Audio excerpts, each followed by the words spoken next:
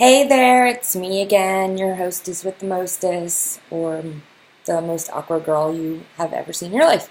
I am just coming in to give y'all a few conclusions, and now that the project has been completed and the video is done, I decided to keep it all into one video, basically because I'm not that familiar with iMovie and how to split it up, and either way it would be the same amount, so I just kept it into one. It did end up being about 30 minutes, and that was after cutting and cutting and cutting and cutting. But I think it's pretty neat. One of the most exciting parts about this project was getting to really have a dialogue with people outside of the class and apply what we had talked about in our discussions in my real life with people that I associate with every day. I guess one of the biggest downfalls of my projects, or the regret I might have, is not having a variety of people as grand as I wanted, especially with age. All of my folks are right around my age, so that was a bit of a letdown. And we did get a good mix of educational backgrounds, so that was a plus. So I learned a lot, and at one point I was ready to just write a paper instead, because as you can see, I am super awkward and I prefer words on paper. But I powered through it. I stepped out of my comfort zone, and that was, another part of the whole learning experience. Was having to put something in an entirely new medium. I also got to play with the magic of editing, which was really exciting and also a very unique look at a lot of the things that we had discussed in class. Basically, with editing, and we had talked about this in class a bit, you can kind of pick your own reality. What you display becomes the reality of your video or your piece.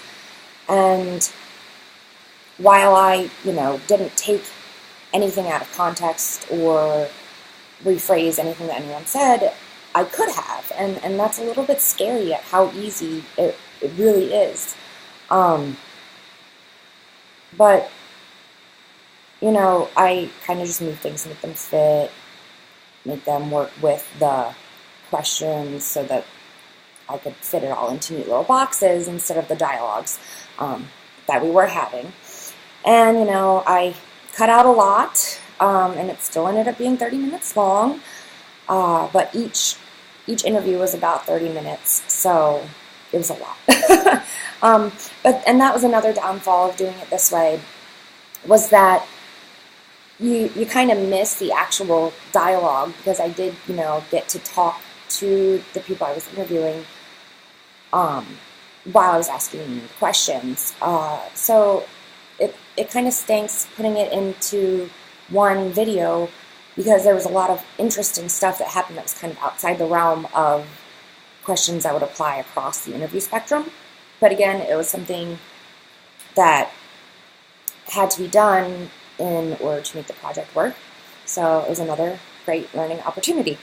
And it was a lot of fun, but it was also it was harder than I had really anticipated.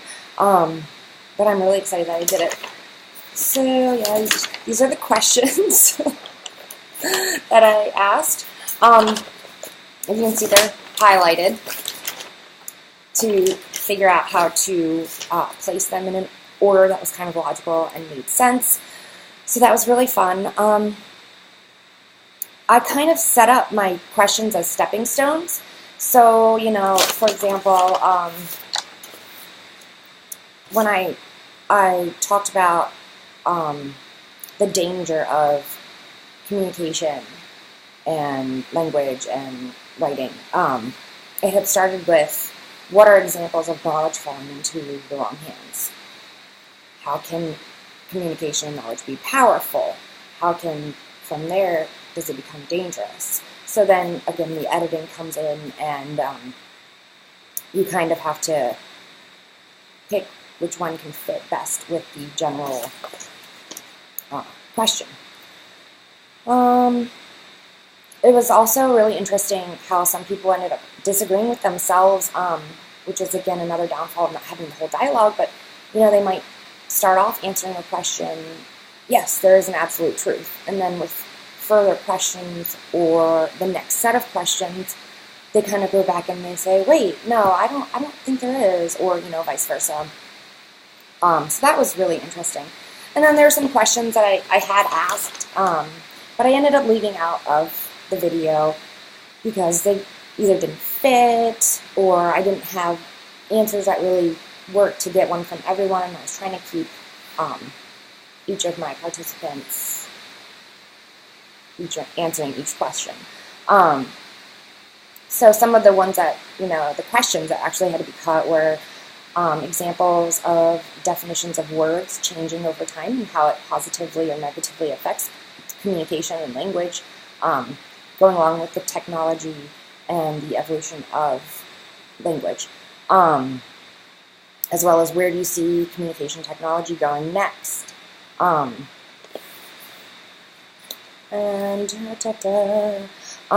talking about power and how we talked about in class how it's never just enforced from the top, and it's never absolute. You have to have something at the bottom, and examples in today's society. Talking about determining credibility, I kind of rolled that into the authorship question. And I actually asked an interesting question, who are textbooks written for? I thought that was a really interesting discussion topic that we had in class. So I, was curious about what my friends, might think about it. So it was a lot of fun. I hope you enjoyed it. And this is clearly not edited. Sorry about that. But thanks for viewing, and see you later.